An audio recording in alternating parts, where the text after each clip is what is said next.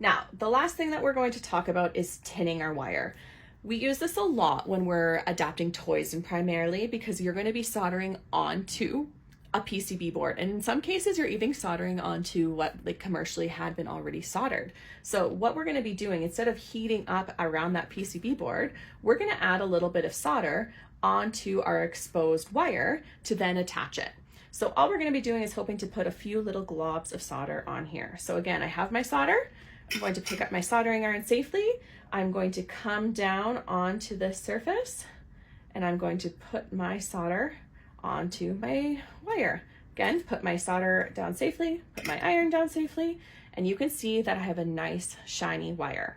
Now, what I'm using to be able to solder like this and protect kind of my table is just a rubber mat that's heat resistant to be able to help protect the table so that I'm not burning holes into anything. So again, just another thing to keep in mind when we're tinning or doing any of our soldering steps, to make sure that we're being aware of our space and with that heat. But now we can see nice and shiny to be able to have a nice tinned wire for the next step.